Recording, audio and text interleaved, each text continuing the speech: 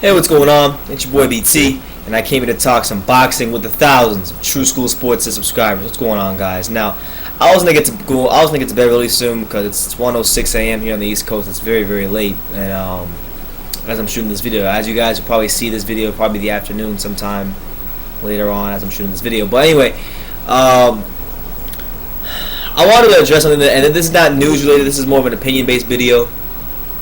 I wanted to address this because I see it across all YouTube channels, particularly people who have a pretty skewed view on boxing and don't really look at things from a holistic perspective. I'm talking about channels like Dante's Boxing Nation, channels like that in that whole circle. Even channels that I like, that don't cover smaller weight classes. Me, I don't cover everything, but I try to do my best to cover every weight class: small guys, middleweights, light heavyweights, heavyweights themselves. I think I do a pretty good job of that here on this channel. So I think I am objective in saying that I have a holistic perspective on boxing because I follow as many weight classes as possible. With that being said, there's a narrative being thrown around out there that the winner of the Andre Ward Sergey Kovalev super fight will automatically become the pound-for-pound fighter, and people say this with no regard for the current pound-for-pound king, and that guy is known as Roman Chocolatito Gonzalez, aka, as you guys know, as I call him here on this channel many times, the real TBE, Roman Gonzalez. Now, you guys, if you think Andre Ward and Sergey Kovalev, the winner of that fight, it should be pound for pound number one, then that's your opinion. There's nothing crazy about that at all. It's your prerogative. But to dismiss Roman Gonzalez and to have no consciousness of what he's doing right now is ridiculous. Because keep in mind, when we talk about Roman Gonzalez, we're talking about a guy that's already conquered 3 weight classes. We're talking about a guy that's beat the best fighters at every weight. He's beaten 5 unified champions. He's beaten the top guys such as Juan Francisco Estrada, Brian Valoria, just anybody that he needed to beat in his weight classes, he has beat them. And now he's jumping up to his 4th weight class. His 4th weight class. And he's not taking a tune-up fight. He's not taking I need to settle. He's not saying I need to, my body needs to settle into this weight and I'll take a tune-up fight. He's not doing that.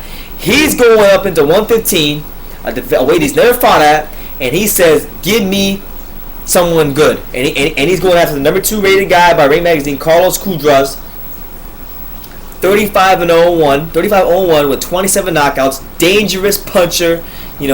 Many suspect he's on the juice. I think he's personally on the juice. But Carlos Cudras, not an easy fight. And if you're, let's look at it like this. Andre Ward, right? His first fight at 175, was against Sullivan Barrera. Decent fighter, but not a top-level fighter in that division. We look at welterweight, Danny Garcia.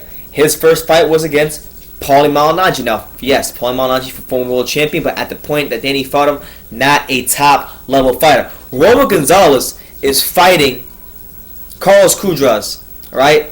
When he's a top-level fighter, when he's a WBC champion, and the number 2 rated fighter in the division. The only guy rated higher than him is Naoya Inoue, the Japanese guy who's 10-0 with 8 knockouts, and that's the guy that many people think will give Roman Gonzalez his toughest challenge. With that being said, I think we can't just dismiss Roman Gonzalez. I think if you're going to put Andre Ward or Kovalev at pound for pound number 1, that can only be valid if Roman Gonzalez goes in the ring on September 10th against Carlos Cudras, and A, he either gives a lackluster performance and barely squeaks out a win, or B, he loses legitimately, maybe gets knocked out, and maybe kind of suffers from what happened to his mentor, Alexis Arguello. Alexis Arguello, as many of you know, he conquered 3 weight classes. When he moved up to the 4th weight class, he fought Aaron Pryor 2 times, albeit in controversial wins for Pryor. Had the bottle incident, and he lost both those fights. So Roman is trying to do something right now that his mentor, one of the best pound for pound fighters to ever live, Alexis Arguello, didn't even accomplish. So this is to be taken very seriously, and you can't overlook what he's doing, because if he does beat Carlos Cudras, it's very likely that after he fights Kudras, he might just go for the number one guy in the division in Inoue, who is knocking everybody out right now, who many people believe is his toughest challenge. So what I'm saying is, if that's your opinion, Andre Ward and Kovalev, the winner of that fight being pound for pound number one, that's fine. But let's not act like Roman Gonzalez doesn't exist. Let's not act like this guy hasn't conquered three-weight classes, made multiple title defenses at every weight class, and beaten the best guys at every weight he's been at. The guy is a pound for pound king. And honestly, for anybody who really knows the sweet science, you're looking at a guy, Roman Gonzalez, who could potentially go down as one of the top 15 to 10 greatest fighters to ever live. If you really have a holistic perspective on boxing, you understand what you're watching.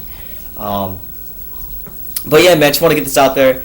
Don't overlook what he's doing. He's going into another weight class, his fourth weight class, and he's taking on one of the top two guys in it without a tune-up fight.